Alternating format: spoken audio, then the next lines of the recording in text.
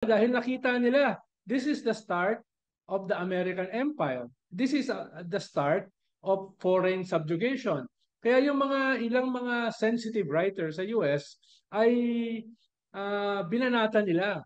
Mismo yung sarili nilang gobyerno. Ang tawag nga nila dyan, in time of hesitation. No? Nung panahon na yung mga American intellectuals were hesitating what to make of nitong ganitong klaseng beginnings of empire, ay may ilang mga intellectuals like Mark Twain na tumayo at kinondem yung atake sa atin ng sarili nilang gobyerno.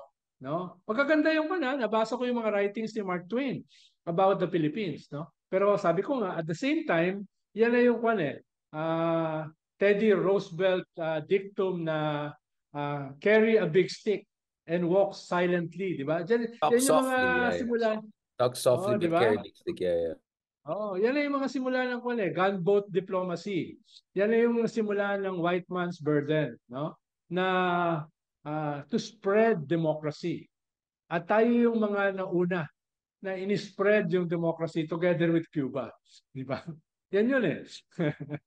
Kaya talagang medyo may mga question mark yung legacy na Quotation, I mean, exactly. So hindi ko may sisisi yung may ibang kababayan natin or ibang makapili na kababayan natin na ginagamit itong circumstances ng ating official independence and they raise question marks, diba? To obviously to paint the West as the ultimate evil, blah blah blah, right?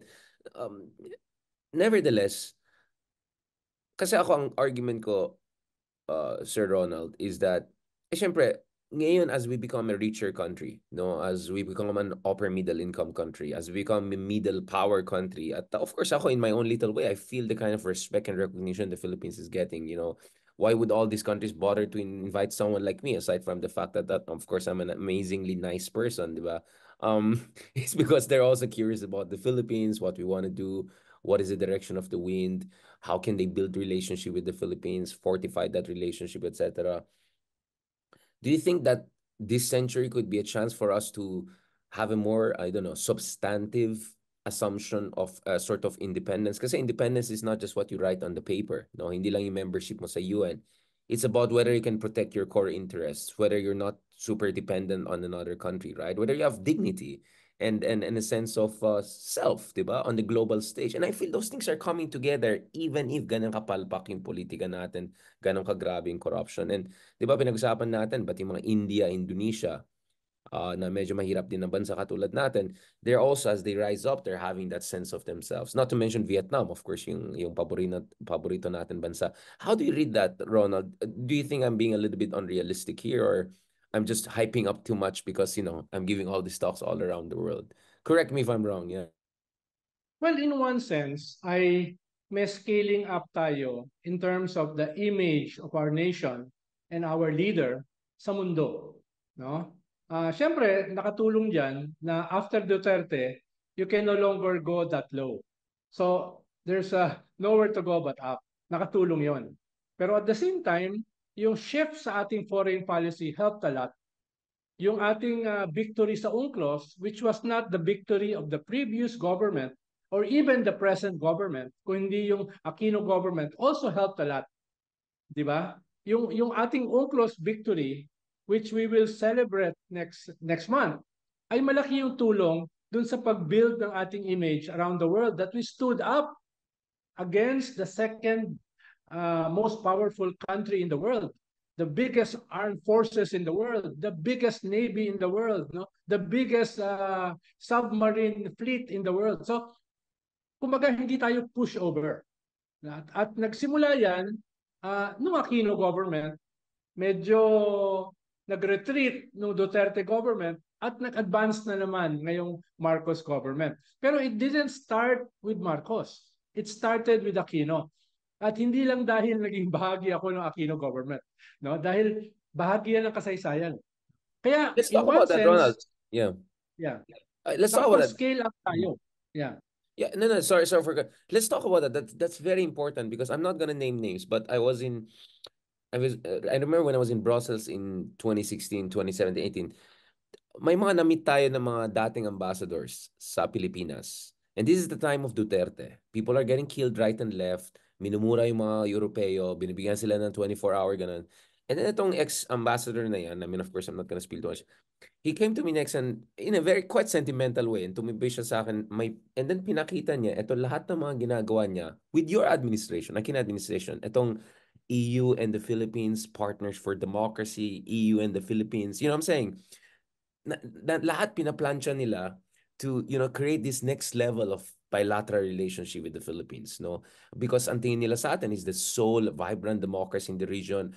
Panon parang ni Aquino, rising tiger economy na tayo. Hindi ito panon ni Duterte yan. Sinungaling yung mga iba dyan. 2012 pa lang sabi ng World Bank chief sa Philippines, we're the rising tiger economy. Now, obviously, I think people know about my critics of the Aquino administration, its shortcomings.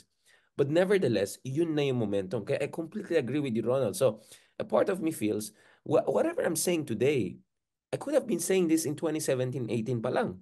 If someone else were the president, whether it's Mar Rojas or Grace Mo, even Binay probably, I would have still felt confident enough to say these things. Kaya, in a way, parang delayed ito, di ba? Parang delayed recognition to or suspended recognition, right? Yes. Kaya magandang kanyan, magandang element na the world is noticing us dahil dyan.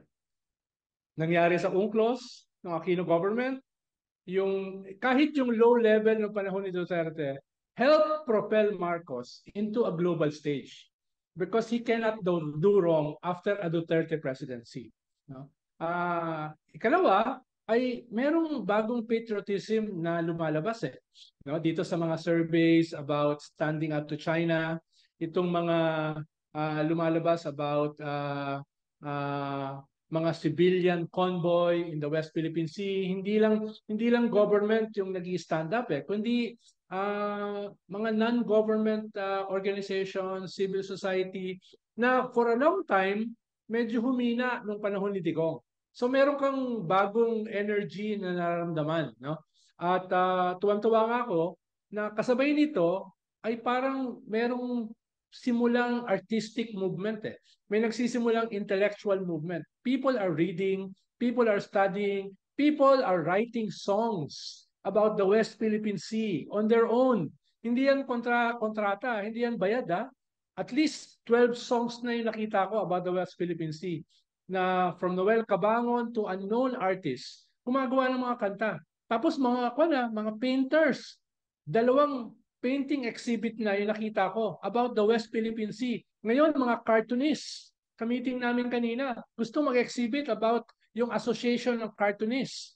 No? Yung iba ang plano, magkaroon ng contest yung ating mga elementary students about the West Philippine Sea. So, hindi lang ito usapin ng foreign policy. Meron kang bagong patriotism na nagsisimulang mag-permeate sa ating lipunan. No? Kaya maganda yan Maganda yan. Pero, ano yung kulang? Before we ask people to fight for our rights, our sovereign rights, our historic rights, we have to give them something to live for. No? Dahil kung 47% ng ating populasyon ang tingin sa sarili mahirap, what will they be fighting for? Diba? Kung karamihan sa ating mamamayan nahihirapang magbayad ng electricity, which is the highest in the region, di ba? Magbayad ng tubig, magbayad ng internet, which is the most expensive and yet the worst internet in the region, no? What are they fighting for? Di ba? Hindi sapat that they're fighting for our seas, our land, our history. We have to give them a future to fight for At yun yung kulang pa dito sa ating narrative. Yun yung kulang pa dito sa ating vision. Hindi yan matatabunan ng bagong hymn. Hindi yan matatabunan ng bagong panunumpa sa watawat. You need something more substantial. Something which our compatriots can fight for, but we have to give them something to live for. Diba? Hindi pwedeng slogans lang about nationalism. Hindi pwedeng slogans lang about patriotism. Maganda yan, bahagi yan. But what will they be fighting for? Diba? Yun yung mahalaga. Will they be fighting for inflation? Will they be fighting for inequality? Will they be fighting for poverty? Will they be fighting for warlordism? Diba? Will they be fighting for the cartels who dominate our economy? Kailangan meron minimum na pagbabago. Hindi ko nakikita na magbabago yan overnight. But we have to give them a semblance of hope that these problems will slowly disappear because of a kind of leadership, a kind of ethos, a kind of politics na hindi lamang ini-invoke yung ating patriotism, kung hindi binibigyan tayo ng something to live for. Yun yung nakita kong kulang sa ating Independence Day. While watching our politicians grapple with a new hymn, no? Ni hindi man lang sila nag-lip sing eh. No? O pinapanood ko it's almost humorous watching them with this new hymn. We don't need that. We need something more substantial. Diba? Well, definitely not something performative. I was wondering kung si Bato de la Rosa, sinuot niya pa rin yung West Philippine Sea shirt na designer. I'm sure ginastos na niyan. I mean, designer yan. Sana naman hindi once upon a time. So, I was checking, nag-stock ako kay Bato de la Rosa in the middle of my talks here. Ellington. Yeah, I mean, syempre nakita ko kahapon naglalabasan lahat ng mga West Philippine Sea in Chinese na shirt nila. And no, I welcome solidarity. But at the same time, just like you, ang pinaka-ayoko yung performative, yung pa-cute lang. Yung pakitang tao lang. And yeah, you're right. I mean, I noticed nga, there are two things I noticed dun sa big event sa Malacanang the other day. Uh, One is yung background music na itong mga bagong lipunan, charot-charot nila. And the other thing is At ito yung ang tunog ay tayo na sa Antipolo. Ganun yung naisip ko. Ganun yung tunog ng bagong hymn eh. Tayo na sa baka Antipolo. ma-plagiarize, mag-copyright trademark issue. And the other one is of course ito si First Lady having her moment of gobbling up yung wine ni Cheese Yeah. Escudero. Si Cheese ay parang naka-jaw drop lang. Ano nangyari? Ano mang Pero, marites sa'yo? pero bago yon, gusto ko lang i-emphasize, may mga several activities na mahalaga. Halimbawa, nung bisperas ng Independence Day, no, about 700, 800 students lumusob sa Klan, lumusob sa Chinese Embassy. Ang suot nila ay mga bangka. Gumawa sila ng mga facsimile ng bangka at suot-suot nila habang lumusob sila sa Chinese Embassy. These are 700, 800 students with about 50 fishermen. 50 fishermen from Bajo de Masinloc para magsalita. No? Tapos may mga ilang riders, about 100 of them, moving around the embassy.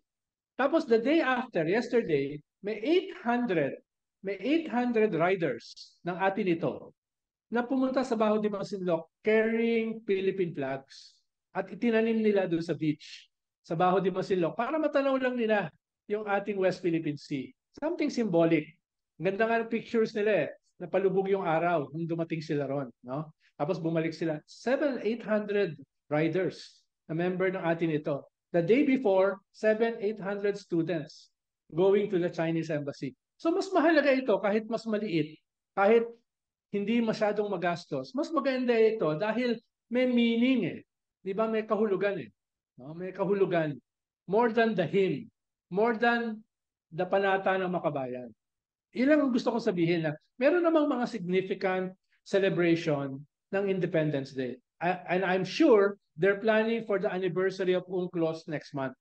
A much bigger, a much more dramatic activity. Yeah, I think this would be the biggest ever. Of course, on my part, I'm hoping to contribute also to that, but hopefully from the Hague itself, no? Because there are going to be a number of events also at the Hague because doon naman galing arbitration award. So looking forward also dun sa mga kameta natin just in case if we have chance to also drop by dun sa Europe. Sir Ronald, bago tayo mag-transition sa Kibuloy, Duterte and all of that and yung latest sa Uniteam, whatever is left of it, if ever, gusto ko lang balikan ito kasi isa sa mga tanong na nakuha ko dito. I mean, New Zealand is a progressive country, right? So the kind of questions you get here is similar to the kind of questions you'll get in the Swedens and Nordic countries of this world, not to mention Germany, which is, okay, Philippines is growing, it's growing fast. It's not a small country, it's a quite large population, 20 times, more than 20 times New Zealand, 5 times, more than 5 times Australia. But they talk about the oligarchs in the Philippines na kamusta, in a country still so dominated by so many oligarchs, and with someone like Marcos still in charge of the country, it's still, they still wonder kung we got what it takes as a nation in terms of our political leadership and elite to become or to do things that we're seeing in Vietnam. Because Vietnam, horrible yung politics nila in many ways, but they have a egalitarian society. The Communist Party in Vietnam bothers to make sure there's minimal poverty, minimal inequality as much as they can while they're growing their population. I mean, Vietnam and the Philippines, almost the same size of economy, the same economic growth, but they add 3 million middle class every year. We add only 1 million. So you can clearly see the differences in terms of inclusiveness. I want to ask you a little bit about that in terms of how can the Philippines keep on moving upwards in terms of average living standards of ordinary Filipinos, because the oligarchs are gobbling it up, including during your time.